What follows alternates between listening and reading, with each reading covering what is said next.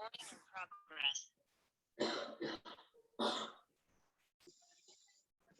Assalamualaikum warahmatullahi wabarakatuh.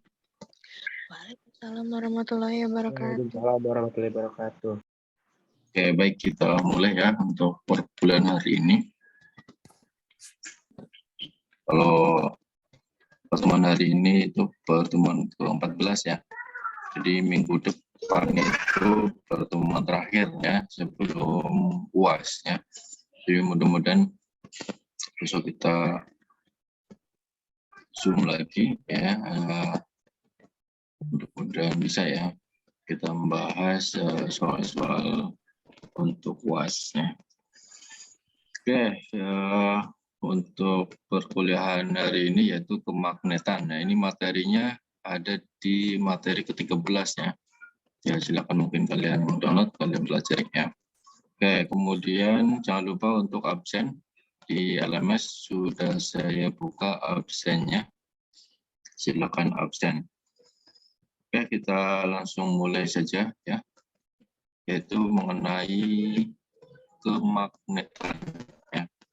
Jadi kemagnetan itu penting ya, karena ya walaupun memang magnetan ini jauh ya sebelum ini adanya kelistrikan seperti itu ya. Oke.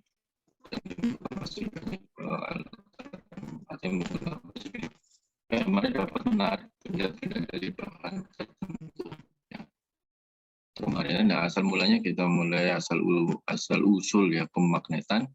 Jadi zaman dulu itu ada ya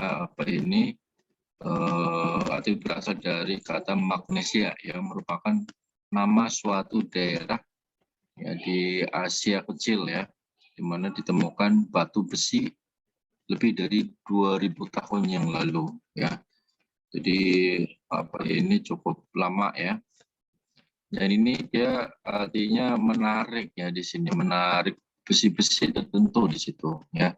Jadi dan di kota ini namanya magnesia, jadi namanya mungkin karena banyak batu-batu yang seperti ini menjadilah magnet. Kemudian bangsa Cina juga sudah menggunakan petunjuk arah kompas magnetik ya dalam pelayaran kira-kira mulai tahun 1200 ya. Nah bahan magnet dan non magnet. Bahan magnet itu bahan yang dapat ditarik dengan kuat ya oleh magnet dan dapat dimagnetkan ya. Contohnya tadi besi ya, baja, nikel, kobalt ya, itu bahan yang namanya bahan magnet ya. Oke, kemudian bahan non magnet dari dua yaitu bahan paramagnetik. Bahan paramagnetik adalah bahan yang ditarik dengan lemah oleh magnet dan tidak dapat dimagnetkan. Jadi kecil ya. Contohnya aluminium, platina, walaupun mungkin ada tapi sangat kecil seperti itu paramagnet. Kemudian bahan magnetik, bahan yang ditolak dengan lemah oleh magnet dan tidak dapat dimagnetkan. Ini ini ditolak ya di sini. Itu dia magnetik. Contohnya ada seng, bismut ya. Oke, itu dari bahannya. Kemudian chamber. Jadi dikatakan magnet itu ya, ini kalau dari segi teori atau dari segi arahnya ya.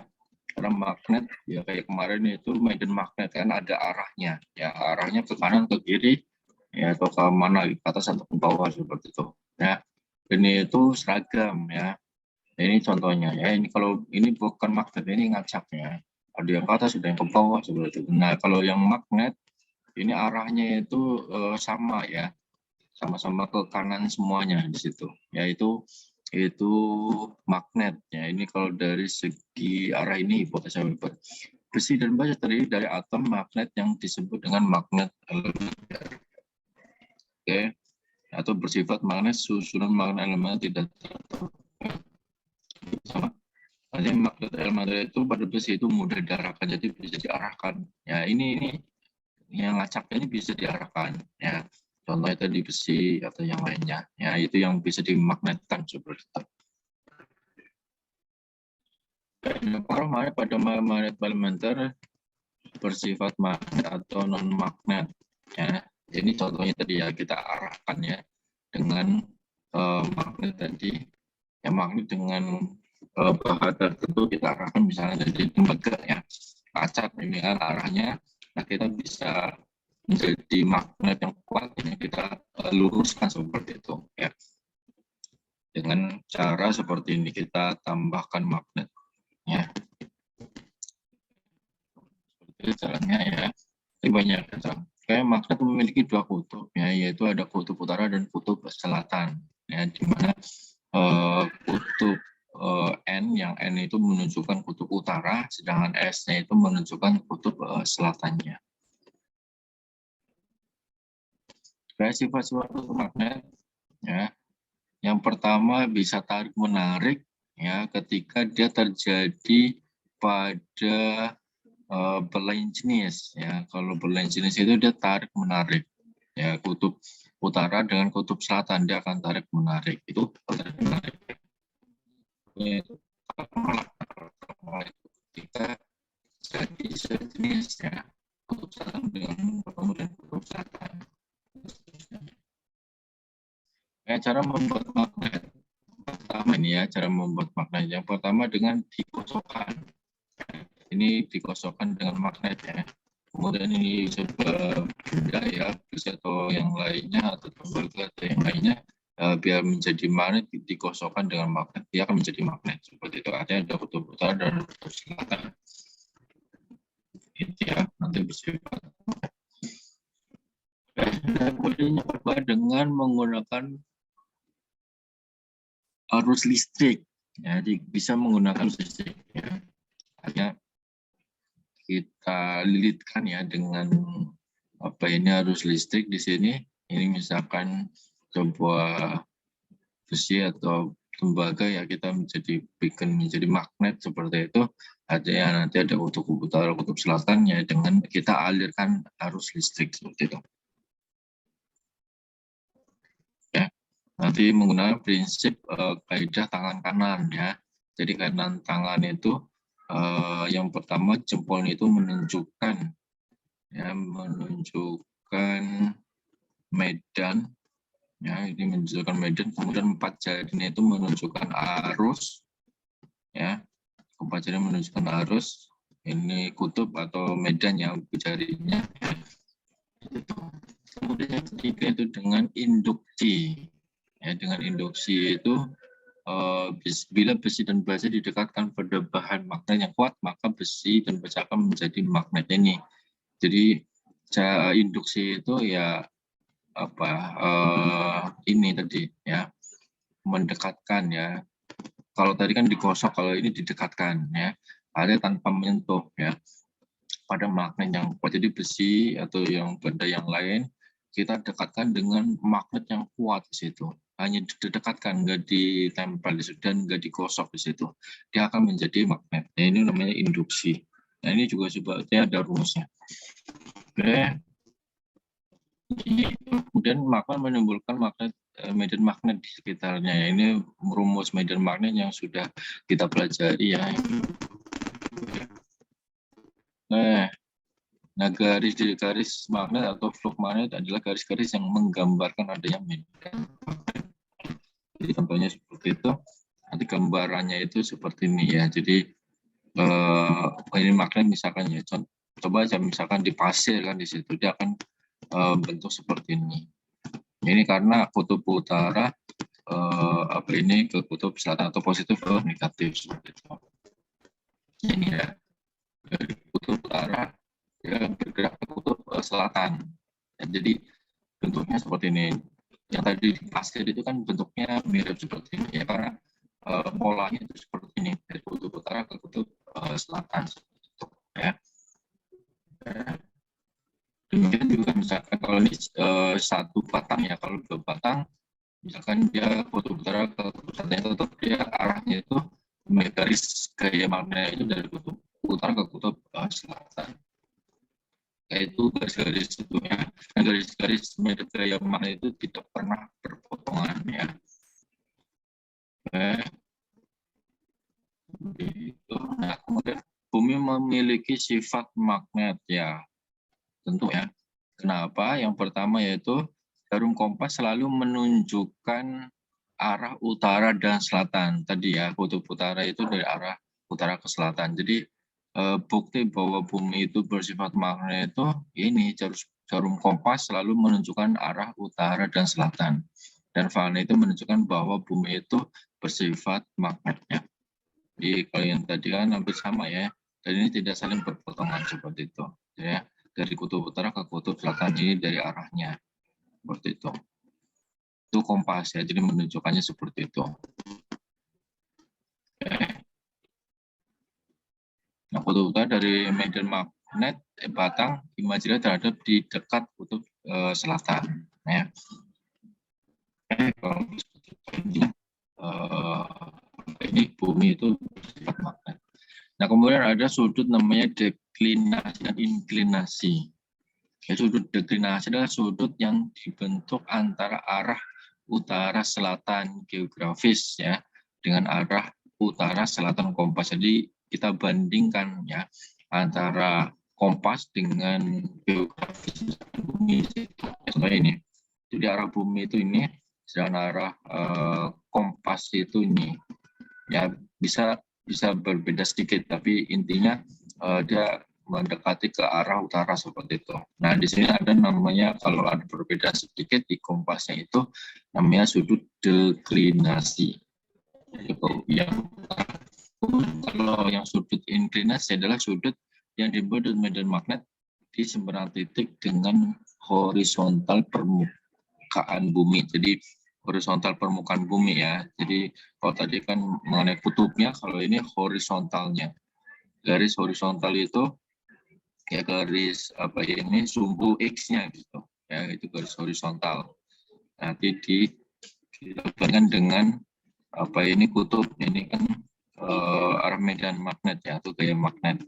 Ya, gaya magnet garisnya ya. Garisnya jadi terjadi nanti ada sudut di sini namanya sudut inklinasi. Oke, kemudian medan magnet di sekitar arus listrik percobaan Oersted ya abad 18 ya ini langsung. Jadi kalau misalkan di sini ada kompas ya, kemudian kita dialiri oleh arus listrik ya, ini arus listrik nih. Jadi arah ke atas ya, ini arah ke bawah, yang B arah ke atas, yang C-nya itu arah ke bawah. Nah, ini ada perbedaan arah arah kompasnya. Ketika arah arusnya ke atas, dia arah kompasnya itu agak ke kanan ya, dari kutub utaranya. Sedangkan arah arusnya ke bawah, arah kompasnya itu agak ke kiri ya, dari kutub utaranya seperti itu. Nah, ini ada penyimpangan ya, penyimpangan ke kanan, penyimpangan ke kiri. Nah, ini percobaan Oersted. Ya, artinya di situ ada medan magnet ya di sekitar arus seperti itu. Ya, itu kesimpulannya di sekitar pengantar kawah yang dialiri arus listrik terdapat medan magnet. Ya. Jadi arah medan magnet itu bergantung pada arah arus listrik yang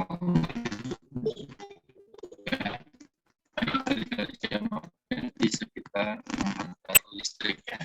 Jadi misalkan ini ada arus listrik ya ke atas ke bawah, kemudian ini medan magnet yang menggunakan gaya tangan tadi ya, arah simbolnya menunjukkan arah arus, kemudian pas jarinya menunjukkan arah medan magnetnya. Jadi kompasnya itu akan berubah ya, karena ini tadi arah arusnya tadi ke atas, yang satunya ke bawah, ini arah kompasnya akan berubah. Itu jadi menggunakan kaidah tangan kanan. Kemudian garis-garis gaya magnet atau pada solenoida. Jadi pada solenoida itu ada batang, di situ dililiti oleh kawat ya. Nanti akan terjadi medan magnet di situ. Jadi kalau ilustrasi gambarnya itu terjadi seperti ini. Ini kalau misalkan ini pasirnya dan bentuknya seperti ini, ya, teratur ya. Ya, karena adanya medan magnet, arah medan magnet ini gitu ya. Seperti itu. Oke. Ini juga sama menggunakan elektromagnet hampir sama ya tadi ya. Jadi ini ada kotak dililit oleh kawat, kemudian di sini ada magnet ya. Nanti akan terjadi perubahan di sini ya. Jika dalam kumpulan berarus listrik diberi inti besi ya, ternyata pengaruh kemagnetan itu menjadi besar. Ya, ini juga sama ya. Jadi ada pengaruh medan listriknya. Ya. Nah, besar medan magnet dari magnet listrik ditentukan oleh faktor-faktor yang pertama yaitu kuat arus yang mengalir pada kumparan. Jadi kuat arusnya itu tadi ya, kalau misalnya dialiri oleh arus listrik ya, besar medan magnet ya, medan magnet yang sudah kita pelajari kemarin ya, itu akan berpengaruh dengan kuat arus listrik. Nah, rumusnya itu nanti akan berbeda, yaitu menjadi bil sin theta. Ya, jadi ada kuat arusnya. Kemudian yang keduanya itu jumlah lilitan. Jumlah lilitan kawat itu juga akan berpengaruh. Antara yang ini dengan ini kan berbeda ya. Jumlah lilitannya itu juga akan berpengaruh. Kemudian yang ketiganya adalah bahan intinya, bahannya ya, bahan ininya, warna birunya, batangnya di sini itu juga akan berpengaruh. Penggunaan elektromagnetik ya, yang diaplikasikan contohnya ini ya, untuk mengangkatnya. Jadi nggak perlu pakai tali, cukup pakai magnet selain untuk mempermudah dalam pengangkatan ya. Itu salah satu yang menggunakan magnet, jadi cepat juga gitu ya. Misalkan besi-besi, dia mencari besi-besi dengan dari magnet dia langsung keangkat, ngikut semuanya di situ ya. Kemudian ini mobil juga ya, seperti itu. Kemudian bel listrik ya, bel listrik juga menggunakan prinsip magnet ya, menggunakan prinsip magnet. Ini magnet kan di sini. Jadi ketika dia on di sini di saklarnya ya, ada listrik kan di situ mengalir. Nah, kemudian dia ada tarik ya, ada tarik ya di sini ya, menarik ya. Kemudian nanti dia akan bunyi ya di situ, gong misalkan, atau hanya bunyinya itu prinsipnya ya untuk bel listrik. Nah, kalau sekarang mungkin sudah ini ya yang lama ya, kalau yang sekarang mungkin menggunakan sensor seperti itu. Ini juga menggunakan prinsip magnetnya seperti itu, bersama dengan tadi. Ya pada penghantar berarus listrik. Nah, ini tadi ya berpengaruh ya, ini faktornya ya. Penghantar yang berada dalam medan magnet akan bergerak bila dialiri arus listrik. Nanti besarnya ini bergantung pada kuat arus, kuat medan, dan panjang penghantarnya. Nah, penggunaan gaya magnet, ya gaya magnet itu yang timbul pada penghantar berarus listrik digunakan untuk mengubah energi listrik menjadi energi gerak. Nah, ini ya. Jadi energi itu kan tidak bisa hapus atau dihilangkan, tetapi kita bisa mengubah ya. Jadi energi listrik menjadi energi gerak. Ya, itu kan bermanfaat. Jadi kalau misalkan mungkin pintu ya, dengan listrik ya, dia pintunya itu akan bergerak dengan sendiri ya, karena di sini ada gerak atau motor listrik atau alat listrik ya.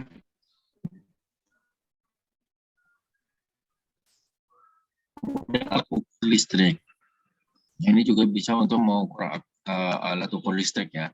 Ya tinggal ujung atasnya itu kita salurkan atau kasih alat ukur listriknya, nanti akan menunjukkan skalanya di situ. Jadi kita bisa mengetahui skala arusnya mungkin. Ya, prinsipnya intinya itu tadi ya, jarum dialiri arus ya, sekaligus dialiri dengan alat ukurnya di situ. Nanti ukuran itu akan berputar ya sesuai begas ya. Kemudian dia akan menunjukkan nilai di jarumnya. Oke. Ya. Mungkin sampai sini ada yang tanyakan? Jadi kalau kita lihat tadi tidak ada rumus ya di materi ini ya. Rumusnya itu sudah ada di materi sebelumnya. Jadi lebih ke pengertian-pengertiannya. Ini materi mungkin yang paling mudah ya untuk fisika. Ya, selama ini kan banyak rumusnya, ini enggak ada rumusnya. Ya sebetulnya ada ya, cuma sudah dibahas ya di materi sebelumnya. Oke, mungkin sampai sini ada yang tanyakan?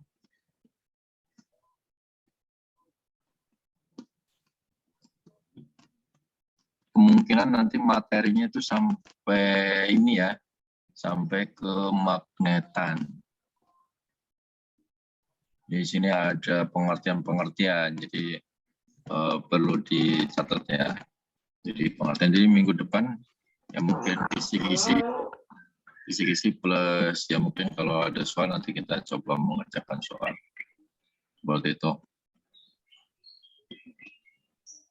Oke, sampai sini paham ya?